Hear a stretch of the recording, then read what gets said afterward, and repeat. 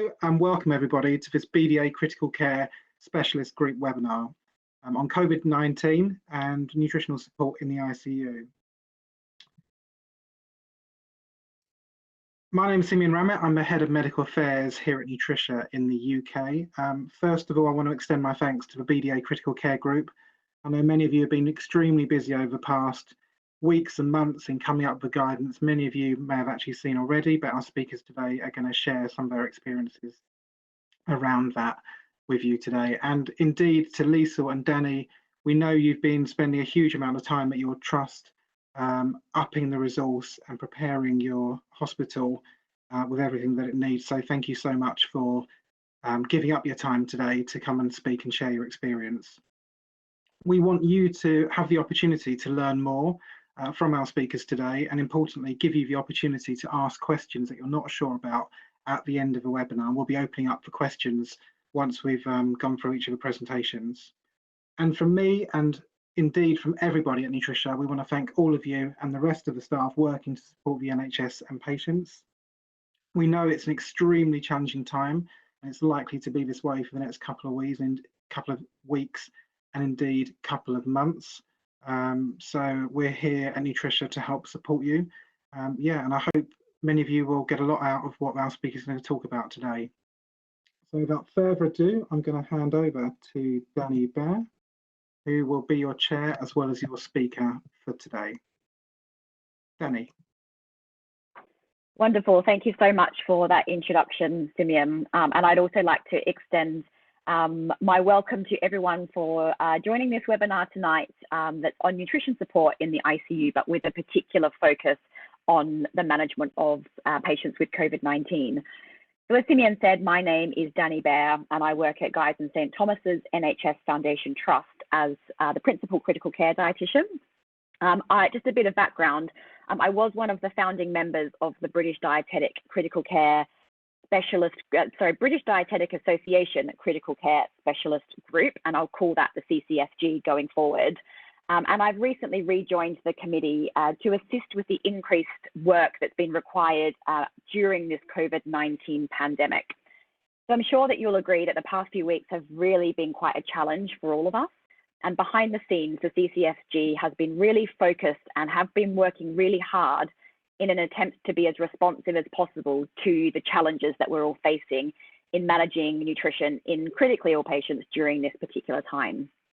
The first step, of course, in managing this challenge was to develop the rapid guidelines, and it was written to reflect the urgent need for planning for increased ICU capacity and dietetic staffing, which includes upskilling of non-ICU dietitians, and also covers some aspects of feeding these patients that may not be common in non-specialist centres. On the back of this, we've had many requests for information and training, and I'd like to really thank Nutrition for hosting this webinar, which will allow us to disseminate this information more widely. The webinar tonight will consist of two presentations. Firstly, my colleague Liesl will give you an orientation on what you need to consider when you're dealing with COVID-19 patients and what you're likely to see in the coming weeks and months if you haven't started to see it already. And then I will present on the CCFG group guidance. And lastly, if you're not an ICU specialist dietitian, our hosts from Nutrition are going to take you through a very short introduction to some of the feeds that are at your disposal. At the end of these presentations, we'll open the lines and take as many questions as we possibly can. And at this point, I'd like to extend a welcome to our international colleagues who are on the line. And we are really pleased to have you here. And I do hope that we are able to help you out in some of your questions, but please just be aware that we don't necessarily have the knowledge or specifics for anything outside of the UK that is to do with your potentially different practices to us, but we will try and help you out where we can. So without further ado, I'd like to introduce our first speaker, Liesl Wondrug. So Liesl is also the Principal Critical Care Dietitian at Guy's and St Thomas's alongside myself, and is also the Research Officer for the CCFG. Liesl's been at the forefront of planning for our increased ICU bed capacity and increased dietetic staffing, and has also been at the forefront of the nutrition management of our patients with COVID-19 in the ICU. And I'm sure you'll find her presentation really helpful. So a very big welcome to Liesl. Thank you very much, Danny. and thank you to Nutritional for the opportunity to speak today. I thought I would start with some of the information that some of you will be aware of from the ICNARC report, the most recent report from the 27th of March. And this has to do with the first 775 patients that were confirmed COVID positive. Just some demographic data to set the scene. The mean age for these patients was 60 years, and the majority of patients were male, nearly over 70%. Of the 775 patients, nearly 400 of these were actually in the London area. And what we might find of interest is the body mass index. If we look at patients with the body mass index over 25, this is actually over 70% of the cohort. And a body mass index over 30 makes up about 40% of the cohort. So interesting comorbidity for us as dietitians to see. If we then look at the further demographics in terms of medical history, we see that the majority of patients actually were living without assistance in terms of their daily activities of living in the community. You can see several severe comorbidities that we might expect: renal disease, immunocompromise, metastatic disease, and nearly 80% of this cohort were mechanically ventilated. So I then just wanted to list some of the typical comorbidities that we have seen in our patients thus far. Definitely patients with diabetes. We've also seen patients with respiratory conditions, so asthma or COPD. Also patients with hypertension or cardiovascular disease, obesity, and often also a combination of the comorbidities. And we've also seen patients admitted with immunocompromise. So we'd like to then share a little bit of the London experience so far. And I guess by starting to look at what's different from a normal ICU. Now, I know a lot of you are already in the thick of this already, so you will have a clear understanding that this is more for the rest of us, that the rest of the people that are probably in the beginning of the planning. Things are looking very different in the ICU. In particular, you will notice that the nursing ratios are changing rapidly. In places where we are used to having a 1-to-1 nursing ratio, 1 nurse to 1 patient, we're rapidly moving towards 1-to-2, 1-to-4, or even in some places 1-to-6, which is obviously very alarming and difficult for nurses. We also notice that there are teams around doing what they call turning teams, helping with the proning of patients, as this is something that we expect a lot of patients will have to undergo. And something else to think about that's very different from a normal ICU setting is that we have varying levels of experience of our staff on the shop floor, because a lot of them are now surge trained. So we have nurses, doctors, and AHPs that, of course, come from wards, and they may have very little experience in any of the areas they are working in right now. In terms of expansion of beds into other areas of the hospital, this is also a very big change. Most ICUs have been asked to expand by 4- or 5-fold. And it's not uncommon, I think, for a lot of ICUs to expand into several recovery areas, into pediatric ICUs. I know HDUs are being upskilled for ICUs, wards are becoming HDUs, and we're also looking at increasing bed capacity within the existing ICUs. But we might also then wonder what happens to patients that might require ICU admissions that are non-COVID patients. In our institution, we're able to keep one of our smaller ICUs a non-COVID unit, and we were able to do this by stopping all elective surgery at our trust, and we only have a certain amount of emergency surgery still available. And then another experience which Danny will elaborate on further is the fact that dietitians will be enlisted from all areas to try and support ICU duties. And this is really an enormous upskilling effort that we've started several weeks ago, and Danny can expand on that a bit further. If we then look at the patients that have presented to ICU so far, we've definitely seen patients with severe respiratory failure. And I know we were told initially that the expected ventilation time could be up to 14 days, which we know would increase their nutritional risk. But so far, what we've seen is that the length of stay is a little bit shorter. So the ICNARC data suggests a median length of stay of between 3 and 4 days. And our local data is also reasonably short. But we do need to note that we're still at the start of this epidemic, and therefore the sample sizes would be biased towards shorter lengths of stay. A patient group that we need to look out for, that we've seen a lot of recently, is type 2 diabetic patients. They may be at higher risk for COVID. And we've also found that they have very fluctuating levels of blood glucose and difficult insulin management. And therefore, we need to pay close attention to these patients. We probably need to reduce some of their carbohydrate load. And of course, if you consider you may be making changes to your protocol in terms of propofol or citrate and glucose, we also need to consider that we need to look at how we can maintain protein targets if we are reducing feeds and changing carbohydrate content. Some patients, we have been told from other countries, present with GI symptoms, so diarrhea and vomiting. We haven't seen this so far, but I guess if you do, we just need to be cautious, of course, that we need to make sure that these patients are looked after thoroughly in terms of GI tolerance. So the typical patient then requiring nutrition support for us.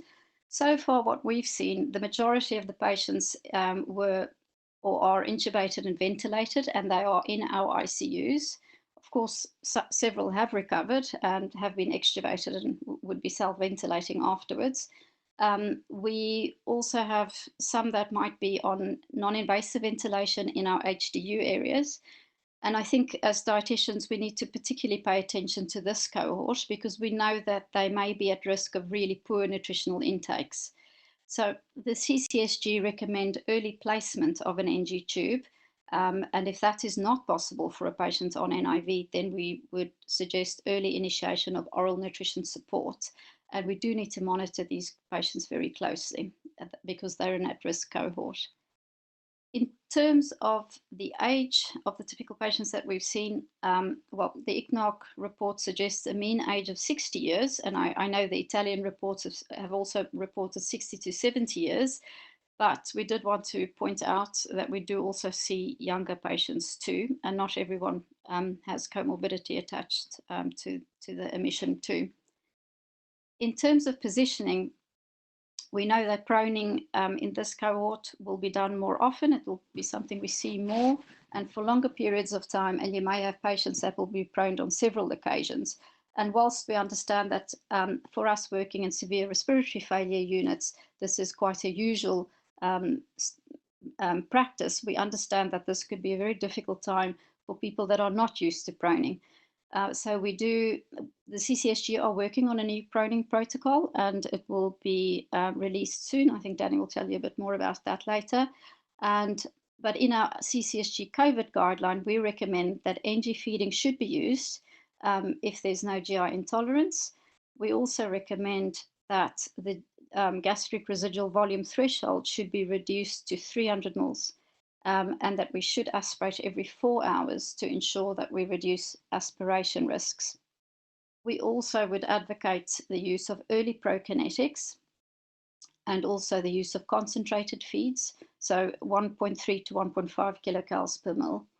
And then if the GI intolerance persists for sort of more than 2 to 3 days, you could consider bedside placement of NJ tubes in institutions, of course, where this is available, or then parenteral nutrition.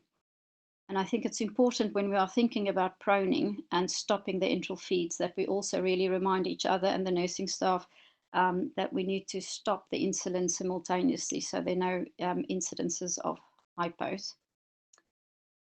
Then in terms of the route of feeding, we have mainly seen nasogastric feeding where we work, with the occasional use of postpyloric feeding, and interestingly, very few parenteral nutritions that were required at this stage in our trust. And it may just be because we are lowering our threshold a little bit to starting prokinetics earlier, and we're definitely waiting a bit longer, perhaps up to 3 days or more before starting parenteral nutrition. If we have a look then at drug regimens and the impact on nutrition, I don't need to remind you all about propofol. We are, as dietitians, aware that we need to consider the calorie contribution of this during our assessments. But unfortunately, we know that propofol will be used more frequently and potentially for longer. And there are issues also with the supply chain of 2% propofol, and many places are switching to 1%. So we do need to consider the calorie load of that during our assessments. In addition to that, we know these patients will require high levels of sedation and neuromuscular blockade, which will exacerbate GI intolerance and will need to be closely monitored. And as we've mentioned before, in terms of prokinetic use, we know that we'll be using it earlier in view of all the sedation and also proning. In this COVID population, we know that volume restriction may be required because that's the similar management for severe respiratory failure patients and patients with ARDS. And it's therefore prudent to think about considering more concentrated feeds, 1.3 or 1.5 kilocalories per ml. But we do know, of course, if it's too concentrated, perhaps 2 kilocalories per ml, that it could exacerbate GI intolerance. But if you're in an institution where you've already chosen your 2 kilocal per ml feed, that's fine. You just need to think about monitoring the GI intolerance a bit more closely. In terms of diuresis and hyponatremia, I know we've had several questions about that on Basecamp already. Again, you just have to see what is acceptable in your local practice, but NG water if appropriate, but that needs to be balanced with your fluid balance aims for the day, or we would recommend using a feed with a lower sodium content. But again, it's really crucial to have the discussions with your ICU team as to what the fluid balance aims are for the day. And at the end of the day, we are going to make several adjustments to regimens due to the drugs or due to the fact that there are several interruptions to feeding in such a sick cohort. So I really can't emphasize enough that we really need to monitor our patients really closely, and in particular pay attention to prescription versus delivery of feeding. And this is really to avoid both over and under feeding. So I've tried to make a little list of things that I think what we're aiming to do as dietitians. We are, for as long as possible, we want to obviously continue to try and maintain our high ICU dietetic standard of practice. And I know this is going to be very difficult and very easy to say if people are well resourced, and the busier we get, this will be much harder to do. But we do have to think about what's best for our patients. We really need to be the advocate for nutrition for our patients for as long as possible and for as much as possible. And we therefore need to ensure in this very busy time that nutrition remains on the agenda for everyone. It's a good idea to have a very robust starter regimen in case patients need to stay on a starter regimen for a bit longer. And a really good idea in teams to decide how you would prioritize your patients if you become a bit overloaded with the cases. Again, we would recommend finding a way to communicate with your ICU team on the shop floor. We know this is difficult. There are several reports of people that have to do remote working without phone access, but we do need to think how we can best approach this with new phones, Wi-Fi phones, if there's a video conferencing facility available, or anything to make this easier, and at the bare minimum to try and attend the handovers in the morning so you at least have up-to-date information about the patient. We also need to be very proactive with the management of our pumps, feeds and ancillaries, and Danny will speak more on that a bit later. And as we know, we will be overwhelmed with cases. We need to think where our skills might be best. We need to prioritize where our skills might be best used on the unit.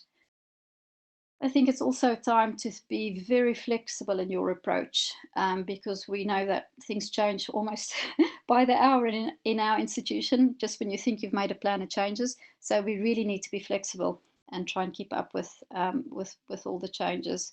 And for that reason, I think it's actually really vital that a member of the dietetic team be a part of the ICU operational management discussions, so you can hear firsthand of the unit expansion and changes that are planned, for example. And we've heard this many times before, but we're in this now, and it's a marathon, it's not a sprint, and we really need to think about our team morale, because this is going to be a very difficult time for us all. What we're not aiming to do, we are not assessing each patient at the bedside. I think that's quite obvious. We won't have the capacity to do that, nor might it be safe to do so.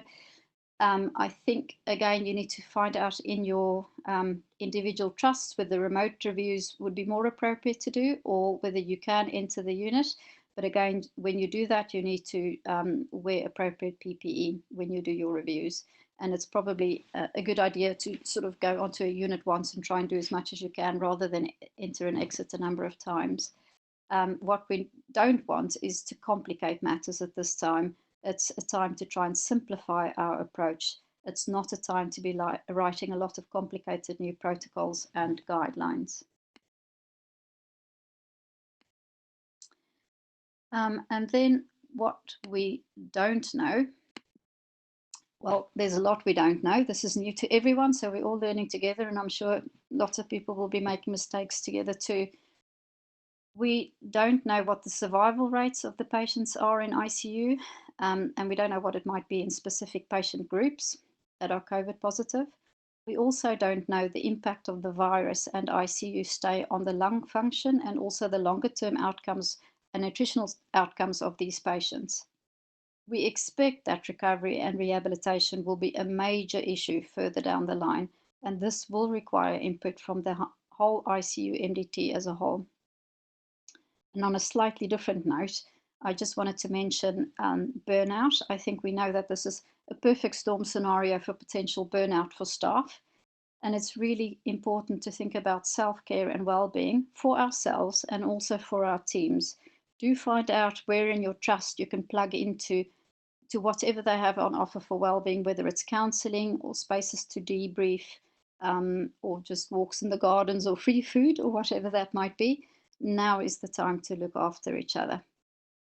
It then gives me great pleasure to hand over to Danny for the rest of the presentation. Thank you.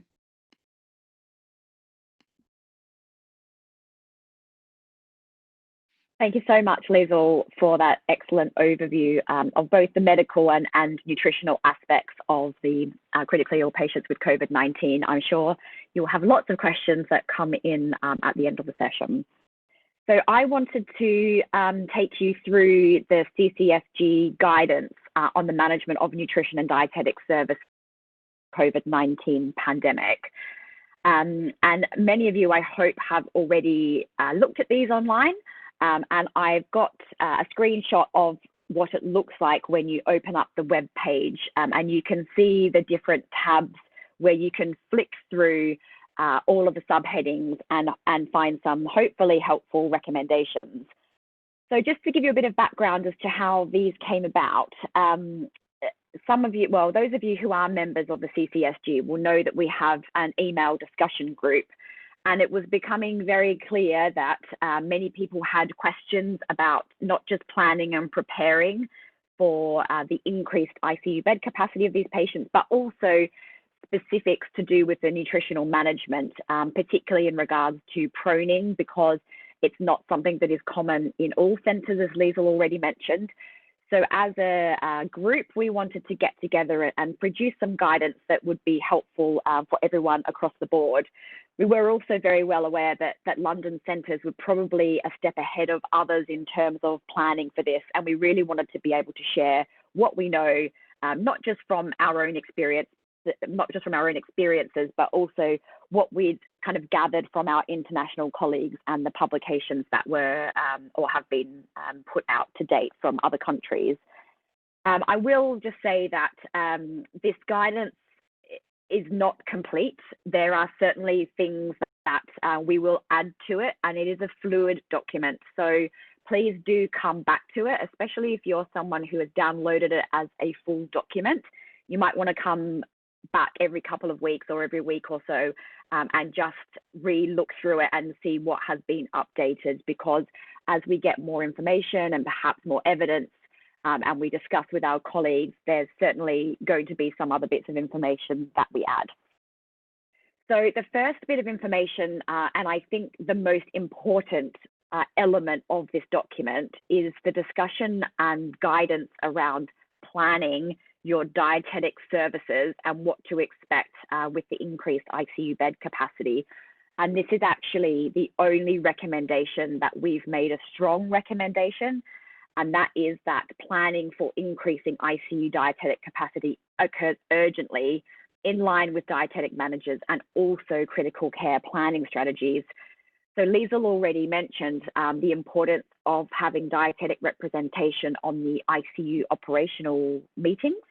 So that we actually have these daily on our ICU, and it is the only way that we can keep up to date with exactly what's happening in terms of numbers of new ICU beds and where those new ICU beds are going to be, what's happening with nursing, what's happening with pharmacy, what's happening with physiotherapy. So that allows us to be able to attempt to at least forward plan and attempt to be really a step ahead of what's happening, which of course is a little bit difficult when things do change quite frequently.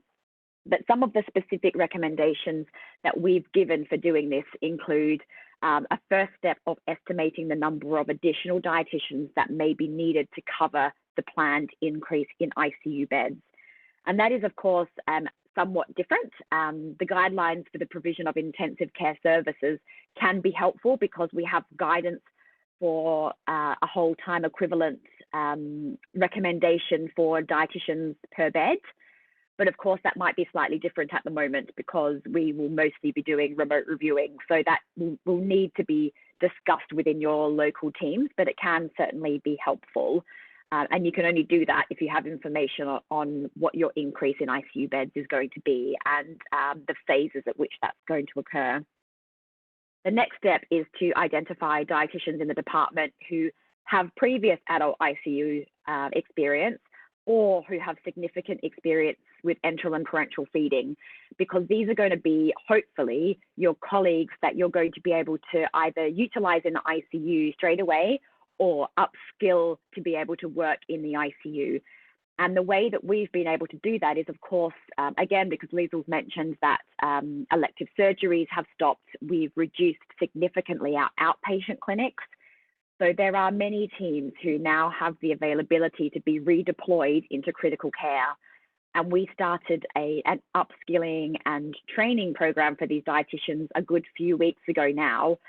So according to when our new beds were going to be open, so that we're always perhaps one step ahead with a number of dietitians that we have trained and available to work with us. And we've accounted for some inevitable sickness and annual leave, of course, within those numbers as well. The third step is to identify dietitians that have none of the above experience, but who will be freed up from, as I said, outpatient services and are willing to help. And I'm sure, like us, you'll be incredibly surprised and overwhelmed and incredibly grateful for the number of people who put themselves forward and are just willing to step up and help when it's needed.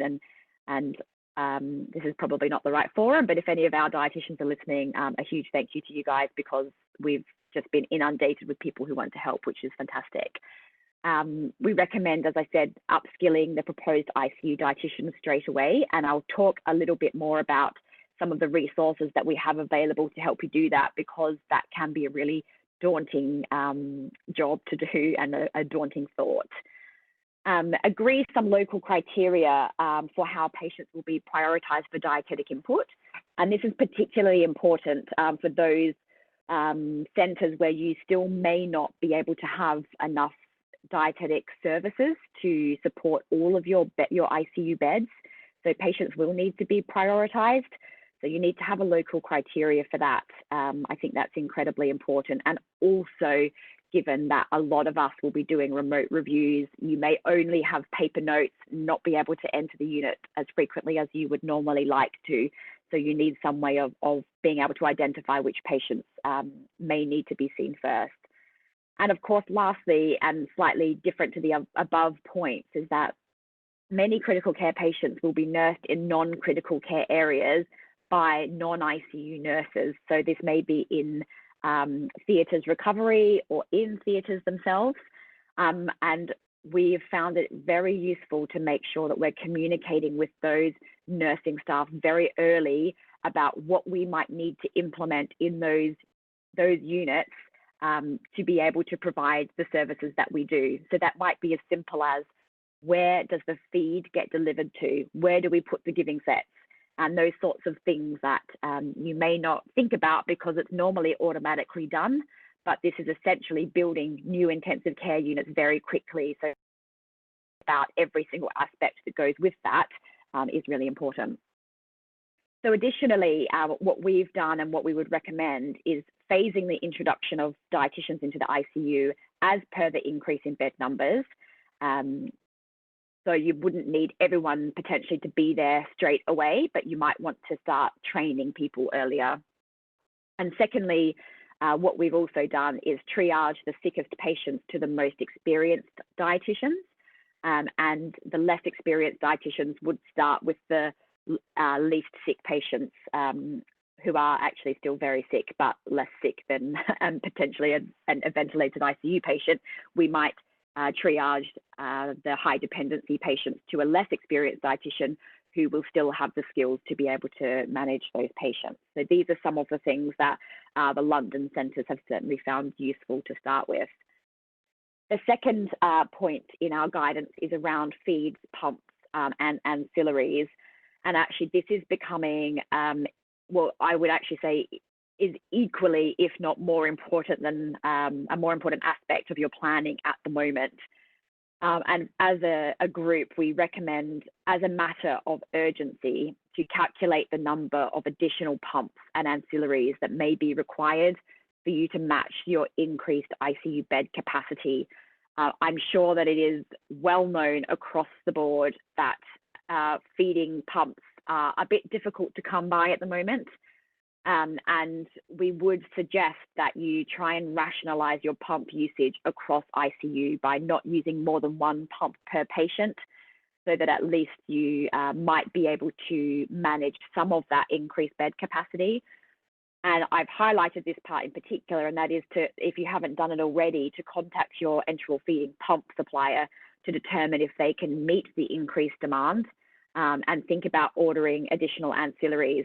What I'm not saying is go and panic buy. That's not going to be helpful for anyone, but you need to be forward planning so that as a whole, on a national level, in terms of procurement and supply chain and manufacture, this can be managed easily. And actually there is a national group who are working on this at the moment. And we hope to have some further information out to you sooner rather than later. But these 2 points are incredibly important at this point in time.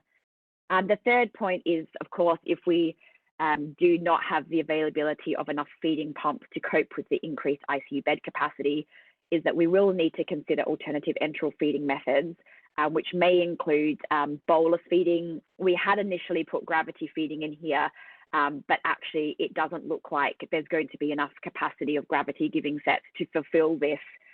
So we think bolus feeding actually might be the next step, and the CCSG are working on a bolus feeding guideline for ICU patients should this need to be done. We also recommend looking at whether or not there is any availability of community patients or ward patients to be moved to gravity feeding or bolus feeding to free up an enteral feeding pump, and also to look into the community to see whether or not there are some patients who may have had a spare feeding pump in their homes as a backup, and whether or not we can take that back to be used in the ICU for the moment as a matter of urgency. So there are a few steps that can be dealt with around this particular area. And the fourth point around feeds is, of course, you mentioned the COVID-19 patients are being managed on quite restricted fluids, which is a part of normal management of severe respiratory failure and ARDS, and may require a higher volume of volume-restricted or low electrolyte enteral feeds. So just to be thinking about numbers that you may expect to have for those and contacting your enteral feeding supplier to make sure that you have enough of a supply of those feeds, which you may be using more of in your area. So the next point, which is probably one aspect that we had the most questions on, is how do we train non-ICU dietitians quickly to work in the ICU? And this can definitely be a really daunting experience, but we hope that we've been able to provide some assistance in helping you do this. And of course, everyone does it very differently. And we don't specifically have competencies. And as a group, we've recommended that shadowing and basic training is commenced for non-ICU dietitians as soon as possible. And we've said basic training because you're not expecting someone who's never worked in the ICU to be an expert. What you want them to do is to be able to do the basics. So we do have a COVID-19 resources page where we've collated a lot of information that we think might be helpful to you and your team. So that might be links to papers or guidelines. A lot of centres have also very, very kindly shared with us for your use their feeding protocols, their training presentations, their templates for collecting nutrition information and undertaking a nutrition assessment. And you are free to use and adapt those as you wish. I would just ask that if you do, if you're able to acknowledge whoever it is that's written that in the first place, I think that's always a good thing to do. But actually they're free for you to use. None of those are saying that the CCFG approves everything that's in the documents.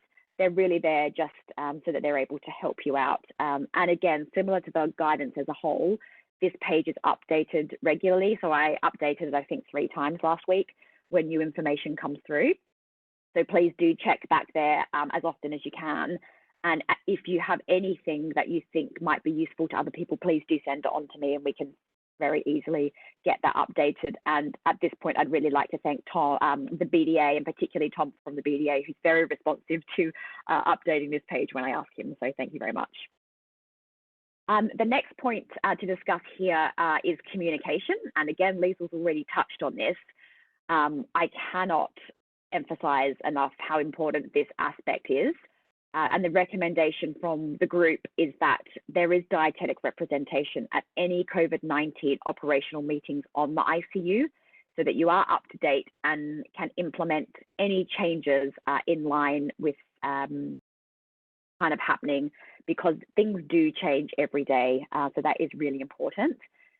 Within the guidance, and I haven't listed it here, but I'm sure you have read it or you can read it, we also give some suggestions and recommendations that other sites have given us on how you might be able to communicate with the teams if you're only able to do remote reviews. So of course, at the moment, we know that PPE has been in short supply and many dietitians have been asked to not go onto the unit to free up the PPE for the nurses and the doctors, which makes complete sense. But at the end of the day, we still need to have a way to be able to review these patients. So whether that is phoning the nursing staff on the unit, I know there are some units who use Skype or other video or voice calling applications to be able to communicate with doctors and nurses. Some have updated the medical notes to be able to get the information that they need. I would definitely recommend, if you can, attending the morning handover. We do this as a standard and have done for a very long time anyways. And for each of our new ICUs that open, we make sure that we have someone who attends that daily handover, because sometimes it might be the only point that you're able to get all of the information that you need or pass important information back. So if you go into this particular tab on the guidance, you'll find some helpful ideas there. And again, if anyone has anything else, then please let us know. The next point in the tabs is on nutrition management, and I'm not going to go through this in immense detail because Liesel's really spoken about it. But as you can imagine, we had a really long discussion about what to do about this section, because I think what most people would like is specific advice on what to do. But at this stage, this is an evidence-free area. So it's very difficult to give particular advice to COVID-19 patients. But what we can do is draw on the evidence and the guidance that we have in managing patients with severe respiratory failure, on ECMO, with AIDS, requiring NIV, with high blood sugar levels, those types of patients, and just utilize that guidance and the evidence that we already have. So we haven't been specific, and what we have said is to use whatever methods you're already using, consider the ESPEN guidelines, and also consider the PENG guidelines. And very kindly, the PENG group have opened up the critical care chapters of their pocket guide to clinical nutrition for free. And there is a link to those on our resources page. So please do utilize those if you need to. There are also sections within the nutrition management part of the guidelines on what we recommend for proning. We are not dictating what you should do. We are giving some guidance on our experiences to date and our experiences in this patient in the past. And also, you need to think about what your local clinical practice is and have the discussion with your team about what would work best, particularly with proning patients and the use of concentrated feeds, gastric residual volume, cutoff levels, that all needs some discussion. As Liesl said also, it's not really the time to be changing and updating protocols and guidance because it's almost impossible to disseminate that at the moment. So really having a think about what is the most important thing to do and how to get those messages across. We have a section on monitoring of nutrition support, and anyone who knows me will know that I think this is one of the most important aspects of our care, particularly looking at prescription versus delivery. And in my opinion, do this, you're really missing a trick here because it's such an important part of managing our patients. If you don't know what's going in, then there really isn't any point almost in you reviewing the patient because you haven't known how much feed they've actually been receiving. So at a minimum, I think that we need to try and make sure that we're able to monitor the patients as best we can under the circumstances, because I understand that we can't gather all of the information that we would want to at this particular time. And this is a really good paper here from Mette Berger and the ESPEN group about monitoring nutrition in the ICU. I haven't linked it in the resources page because unfortunately it's not open access. But it is a good paper that's available that, particularly for non-ICU dietitians, gives a really good idea and background of information that should be monitored and rationale for doing that as well. And we've also suggested in the CCSG that dietitians keep up to date with all of the other guidance that is out there, which includes guidance around the medical management of critically ill patients with COVID-19, because it's really important for us to understand what's going on medically with these patients so that we can adapt our nutrition management accordingly. And Liesl went through the ICNARC guidelines, so the Intensive Care National Audit and Research Centre guidelines, report, which is at the moment for the first 775 patients that I suspect will be regularly updated. So it's a good idea to keep up to date with these sorts of reports and guidance that are coming out. We've also linked to the Intensive Care Society COVID-19 hub, and Intensive Care Society have endorsed our CCSG guidelines.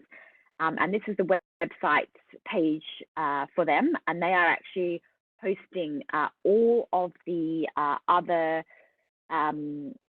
key websites that you might need from different societies. So the Royal College of Anaesthetists, for example, have some guidance, and you can see all of the links here where you can access all of the guidance and information. Information on PPE is on there as well. and importantly, some really great wellbeing resources that I think we're all going to need to use at this particular time. So do try and navigate your way through that guidance.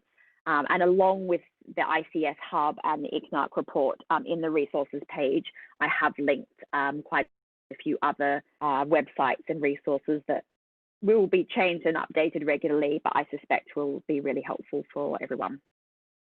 So what's missing from the guidance and what is potentially coming? So as I mentioned, it's a fluid guideline and we will be updating it as new information comes in. We don't have a section on post-ICU nutrition and recovery yet. And we didn't do that because we really wanted to focus on getting the information out there for the acute patient. And that's what our initial focus was. But I know that, the post-ICU nutrition and recovery piece is very important. And actually, if anything, the COVID-19 pandemic has really highlighted the importance of recovery and rehabilitation post-ICU, which can only be a good thing. So we will add a section on. The CCSG have been working very hard on a proning protocol that people can adapt. There is also already some examples on the resources page, but we will have a CCSG specific one and also a CCSG specific bolus feeding protocol to help out those sites who are going to potentially need to use bolus feeding in the ICU patients. So please do check back, and whenever you get an opportunity, I would say at least once a week, but maybe a couple of times a week if you're a bit lost with some information, and do feedback to us if you have anything that you think will be useful. So I hope that's been a good overview and given you an idea of why we came to some of the decisions that we came to. And I will stop there and obviously be able to take your questions afterwards. But I would like to now hand over to Sean, who is from Nutrition, and he will give you an update on some of the feeds, enteral feeds that they have available within their portfolio that might help during this time. So thank you to Sean. Hi there, thanks Danny. My name is Sean. I work as a medical affairs advisor at Nutrition. And firstly, I'd like to say a huge thanks to Danny and Liesl for presenting the webinar this evening, and to those in the BDA critical care group who contributed to producing this guideline at such short notice. It's truly remarkable. I'll now be providing a short overview of the Nutrison specialized tube feed range and the support services we have available to you at the moment. So firstly, I'll start with Nutrison Protein Intense. So Nutrison Protein Intense is a 1.26 cal per mil high protein tube feed for the dietary management of disease-related malnutrition in critically ill patients. It is the first and only whole protein tube feed that fully meets international critical care guidelines, and it contains 10 grams of protein per 100 ml. Next, we have Nutrison Advanced Protoson, a 1.28 cal per ml high protein enteral tube feed designed to support the nutritional needs of patients during the post-ICU phase. It contains 7.5 grams of protein per 100 ml. Finally, we have our 3 high protein feeds designed to support the nutritional needs of patients on the ward or in the community. Firstly, we have Nutrison Protein Plus, a 1.26 cal per ml feed, which contains 6.3 grams of protein per 100 ml. And then we have the version with fiber, Nutrison Protein Plus Multifiber. And then the newest addition to the high protein range, we have Nutrison Protein Plus Energy, a 1.5 cal per ml feed, high in protein, and it has 7.5 grams of protein per 100 ml. On the next slide then, we have our 2 feeds which may be suitable for those with renal impairment or fluid restrictions. Firstly, we have Nutrison Concentrated, our feeds that contains 2 calories per ml, and our unique feed, Nutrison Low Sodium. For those patients with GI disturbance, we have the peptide-based feed, which you may want to consider Nutrison Peptazorb.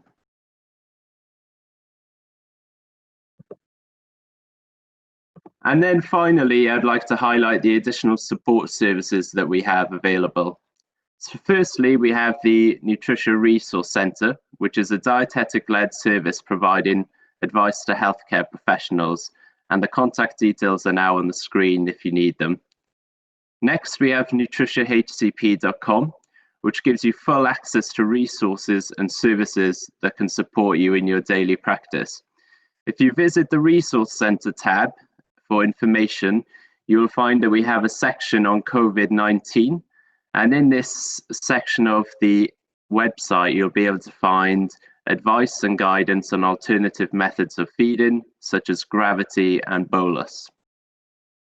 And then finally, we have our Nutrition Dietetic app, which is free to download and contains the Nutrition Compendium. There's also a section to calculate nutritional requirements, and there is an RNI comparison there. Now I'd like to hand back to Danny and Liesl, who will be going through the Q&A with you. So now that you can see us, just to introduce myself again, I'm Danny, and you can see Liesl on the other picture in her scrubs. Thanks for listening and joining in again. I am going to jump straight into the questions, of which there are quite a few. So please excuse me looking down at the desk in front of me, because I do have your questions coming through on the phone, and we'll get through as many as we can in the next kind of 15, 20 minutes. And whatever we don't get through, we will put on the Nutrition HCP website as a Q&A, so we won't have forgotten about them. We will definitely try and answer them. So I'm going to get started with the first question, which is someone's asked, which energy and protein requirements are you using for obese and non-obese patients? So again, in the CCSG guidance, we have really steered away from giving specific equations to use for any requirements for any of the patients, because specific to COVID, there really isn't any evidence.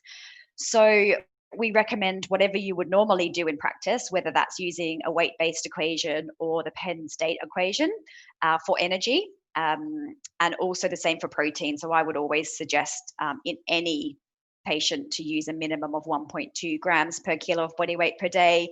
But of course, you might want to use more in renal replacement therapy and in your obese patients. So yeah, I would say just use whatever you would use in your standard practice, and don't try and change things too much.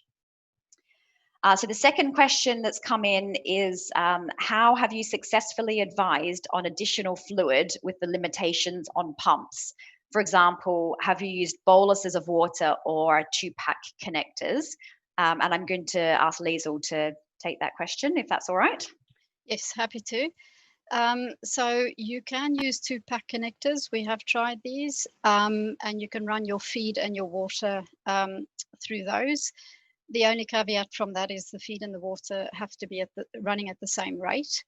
There are other pumps that would allow one to run feed and water at different rates, so you can look into those. You can also bolus fluid into patients that are tolerating their feeds. I would suggest not to bolus in anyone that's in the prone position.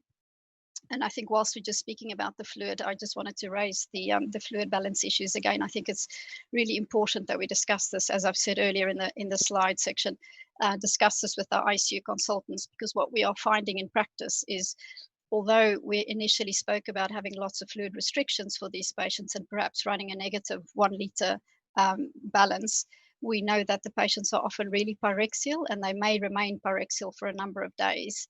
And of course, the losses, fluid losses, will be vast. So I know in discussion with a lot of our consultants, we've decided we may run a 0 balance rather than a negative 1 liter fluid balance. Great, thanks, Liesl. The next question is more a kind of capacity question. So it's how many patients per dietitian are you using daily, and what is your ICU bed capacity at present? So I think that's related to a ratio of dietitians to patients. So what I say here, I realize, is not going to be the same as everywhere. So as we've mentioned earlier from the guidance, we have really tried to upskill a lot of non-ICU dietitians to work in ICU, and we've been able to do that because of the reduction in outpatient clinics and surgery. So we are at the moment aiming for 1 dietitian per 15 patients. And we've included in that a 20% sickness, because unfortunately it's likely that many of us are going to be going off sick. And we have chosen to do that now, to upskill dietitians now and make sure that we have more dietitians upskilled and able to work in intensive care earlier rather than later, because we realize that as things get busier and busier, it's harder to train people, and also with people going off sick, it might be more difficult. So this may not actually continue to be our ratio, but that's what we're trying to work for at the moment. But of course, you know, sometimes people still have phone calls to do for their community patients or home enteral feeding patients, or you know, there might be needing to help their colleagues on the ward. So we are flexing back and forth as we need to at the moment, but that's what we're aiming for. In terms of ICU bed capacity, we're in the hundreds at the moment of the number of ICU beds that we have. So that's that question. The next one, is a really good one, actually. I'm going to pass this one to you, Liesl. So it is, are you allowed on the ICU unit, or are you using indirect reviews or virtual meeting packages such as Zoom? And how are you measuring efficacy? So I will start by saying initially we opted to work remotely, and that was mainly to save the precious PPE for nursing staff and doctors. Although recently we've been informed, obviously the stock and supply in our trust is very good, so we are able to go onto units. So with appropriate training for PPE and the donning and doffing, we are now able to go onto the units and review patients. We do have a system in place for that. So obviously you can't take paper and things inside. So what we do is we have tried to encourage our teams to go in perhaps once, not on multiple occasions, get the data you need, and we phone a buddy in the department and we can relay the information to them. Although we understand for most people you'll be working remotely, we know that we are in a fortunate position in our trust to have CareView or an online system for all our ICU notes, which makes remote working really easy, of course. But you know, we need to try and find the best way to communicate. So our trust is also looking at various IT solutions, and it may be Zoom or a different platform, because even if we are working remotely, what we would like to do is to be able to actually see our patient, to visualize them, to help us with the classification of their body mass index and so forth. But we don't have a solution for that yet. We're looking into that. And as to the measure of efficacy, I don't know yet. We'll be able to tell you. Great, thanks, Liesl. I'm going to give the next question to you too, actually. So there's actually been a lot of questions coming through about step down and how to manage the recovery of these COVID patients. So we'll try and answer a few of those. But the first one is, what has been the nutritional status of your step down patients from ICU? I think it's a bit early to tell what the nutritional status is specifically, but we know we would expect muscle wasting, especially in the patients that have been long stay and those with a multi-organ failure. I think there'll probably be other questions relating to that, but we also know that we do need to follow up very closely in terms of their feeding, enteral feeding or ONS support. Yeah, and I will just add to that, and we'll get to some more of these questions in details, but actually one of the very few positive things that have come out of this COVID-19 pandemic is that actually post-ICU recovery and rehabilitation is really on the agenda now, and it never really has been before for anyone who's not in ICU. And I'm just really happy that, you know, we've got community dietitians and ward dietitians who are interested in the nutritional status and feeding of patients post-ICU.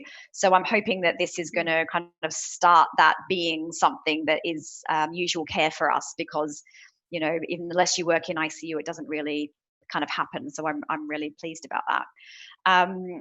Okay, lots of questions coming through about proning as well. So Liesl, I'm going to send this one to you as well. Yep. So this is, I'm interested to hear strategies for feeding proned patients. Is PN a safer strategy than jejunal feeding, given the practical risks involved with scoping COVID-19 positive patients? Thank you. I wouldn't say it's a safer strategy. For us, it just depends on what you have available in your institution. So we would always start in prone patients with NG feeding, and usually this is well tolerated. And of course, if the NG feeding isn't well tolerated, we would start with prokinetic use in the first instance. And you've seen the information we've put on the website from the CCSG guidelines for that. So we would advise that you use 300 ml cutoffs and check the gastric residual volumes more frequently, every 4 hours. I guess we would probably start prokinetics a bit earlier in this cohort, not necessarily prophylactically, but just starting it earlier. If you have bedside capacity to place post-pyloric feeding tubes, that would be the next step. But we understand this won't be feasible for a lot of people. So if that doesn't work, or you don't have the capacity to do that, then parenteral nutrition would be fine. But it's not necessarily safer. It's just what you have available in your institution. Mm-hmm. Great, thank you. I might answer the next one, which is a really good and probably quite timely question for many of us, which is how many giving sets per day are you advising using on a daily basis? And I think this is a really, really good question, because a lot of the stock issues we're finding may have implications for infection control. So we obviously advise 1 giving set per patient per day, which is the kind of standard practice. So 1 giving set per 24 hours. But I know there have been reports of some units who are using 1 giving set for longer than 24 hours. So over a longer period of time. And of course, that might have issues with, degradation of the tube and feed blockages, and it's not particularly great for infection control.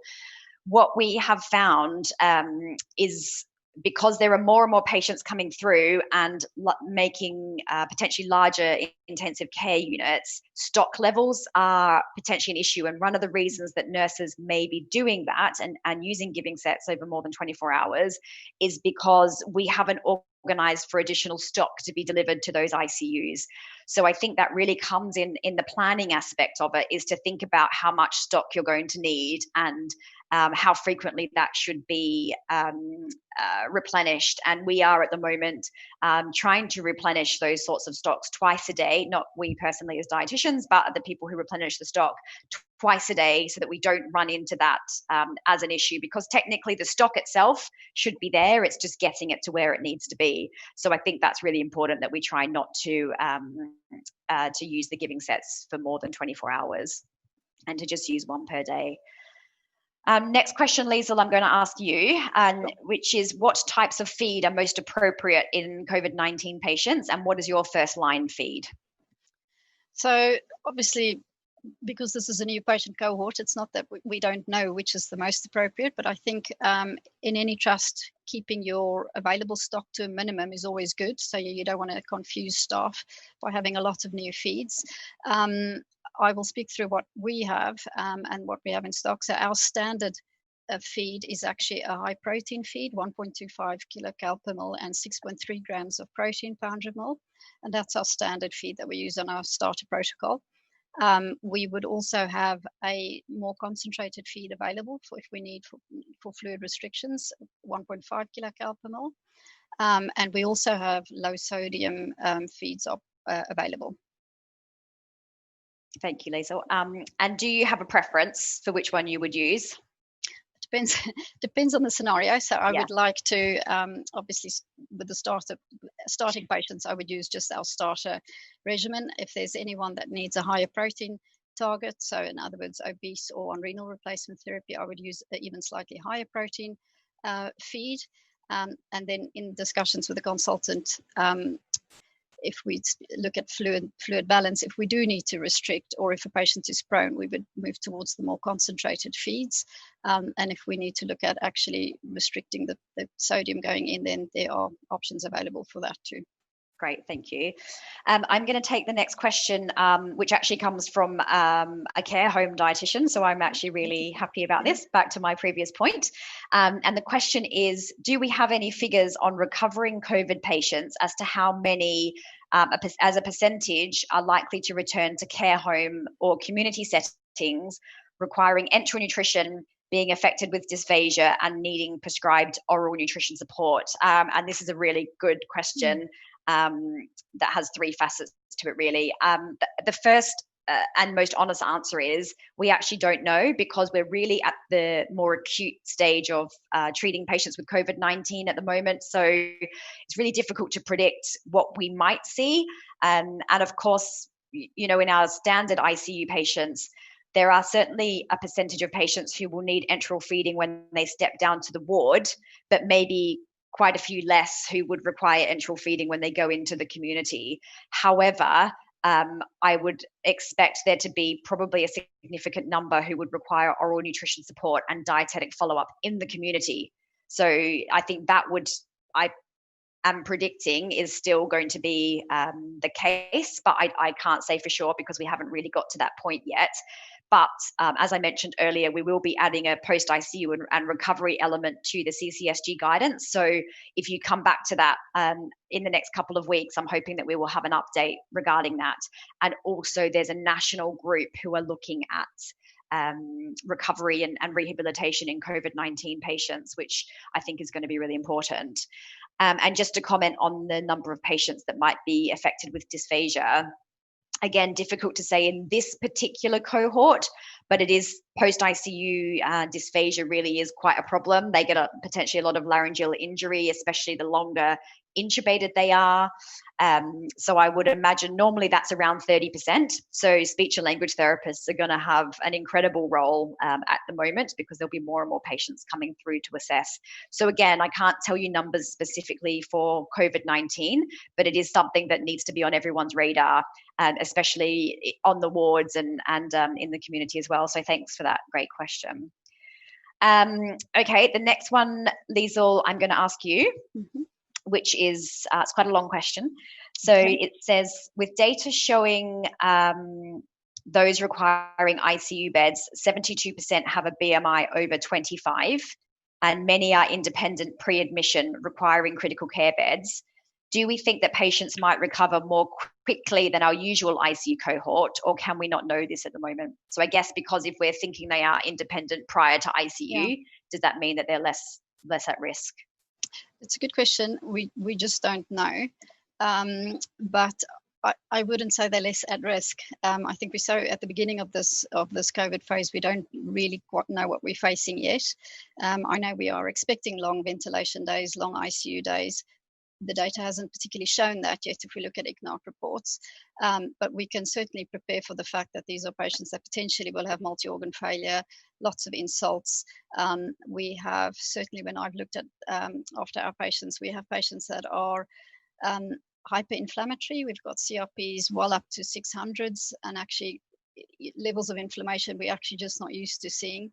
And hyperpyrexia, as I've mentioned, and this could carry on for several days. So I think actually all of those factors combined could tell us that it will take a long time to recover. Great, thank you. And I guess this goes back also to us, you know, a lot of the very sick patients that are very young often, we think that maybe they won't be at risk, and also similar to overweight and obese patients, sometimes people will think, well, that's fine, they don't need to be fed. But I think this they probably do, because they're so incredibly unwell when they're in the ICU that actually I think they still need to be, we may need to make sure that we are feeding them correctly and monitoring their recovery. So. Okay, next question for Liesl. I'm going to give this one to you as well. Sure. Another clinical question. So it says, interested in your thoughts regarding CPAP patients and nutrition before coming to ICU. If oral nutrition is not meeting needs, would you do NG or PN? So yeah, that's a very good question, because I think these patients are really at risk. I wouldn't run to PN in the first instance. Actually, if oral feeding is not working, or you can't get it in, or oral nutrition support is not working, then nasogastric feeding would definitely be recommended. But we would recommend that you actually get the nasogastric feeding established as quickly as possible, because these patients we know are at risk of not taking in enough orally. Great. So we would need to monitor them. I will make one addition to that as well. And in that, a lot of the thoughts at the moment are that maybe CPAP should be used for a very short amount of time before the patients are intubated. So it would be worth having that discussion with your team to find out what your practice is going to be. And certainly if the patient's going to be on CPAP for a few days, then definitely consider that, but also consider the risks of starting feed if the patient is going to be intubated kind of imminently. So just another additional thought, but totally agree with everything you said, obviously. So the next question I will just answer very briefly, and this might have been a question that came through as you were speaking and before I did my session, which is, do you have a protocol for feeding in ICU for the COVID-19 patients? So we haven't made a specific protocol for COVID-19 patients. We are using our usual feeding protocol, but certainly some ICUs have a specific COVID-19 feeding protocol because they know that they're not able to access the patients or the medical notes as quickly as they normally would. And there are some examples of these on the resources page of the guidelines. So please have a look on there to have a look, check out some of those guidelines. Okay, Liesl, next question for you. It's another proning question. So the question is, how long are patients being kept in the prone position, and are enteral feeds continuing whilst in prone position? So yes, thank you for that question. We are finding that patients are prone more often and for longer. So up to sort of 16 hours a day, and then just 2.48 hours.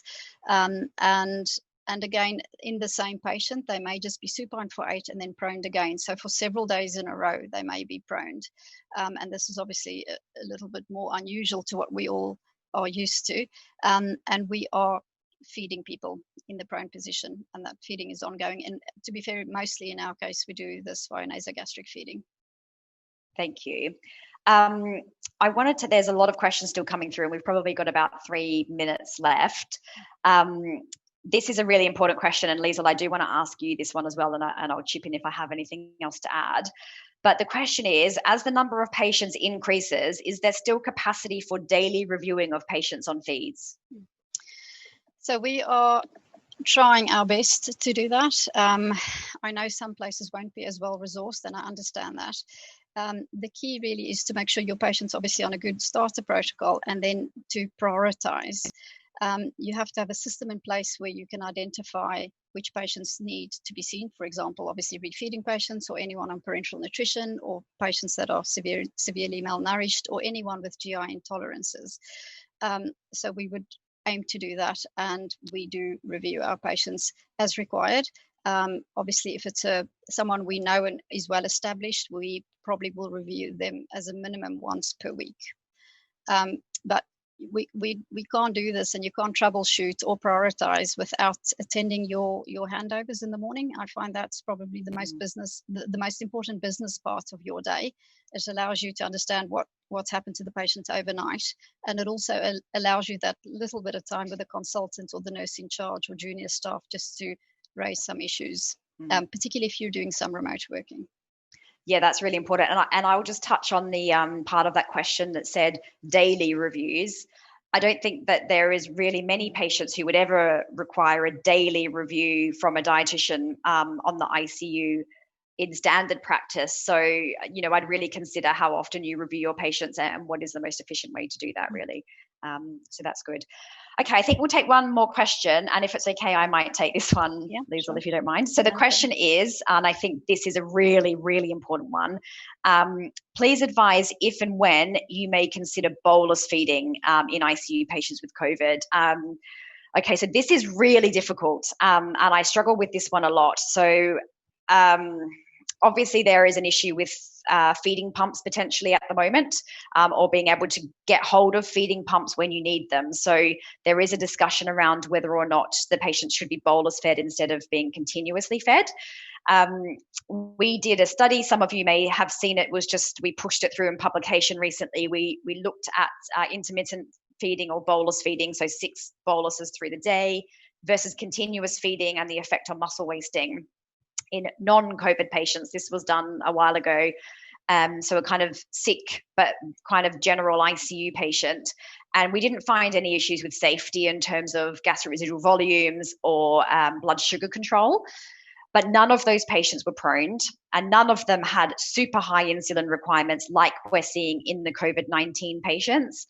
And none of them, and we were able to transfer them back onto continuous feeding if we did see problems with gas residual volumes. So I personally feel very uncomfortable with bolus feeding a COVID patient who is going to be proned and who does have very high insulin requirements. So I would think very carefully about that. I realize there are going to be situations where we possibly can't do it, but I think this is where my plea earlier to try and find as many feeding pumps as you can comes into play, and to think about how you would prioritize the feeding pumps for the sickest patients. And if you have some more stable patients, then potentially they can be bolus fed. And this really, if there are, obviously this is hosted by Nutrition, this website, but if anyone else from industry is listening, it is obviously really important that we do source these feeding pumps to be able to safely feed the patients. So that's just obviously my thoughts on that one. So I think given the time, I'm going to close off for tonight. I hope that you found it really useful. Thanks so much, Liesl, for being here so late, especially when you've got a little one at home.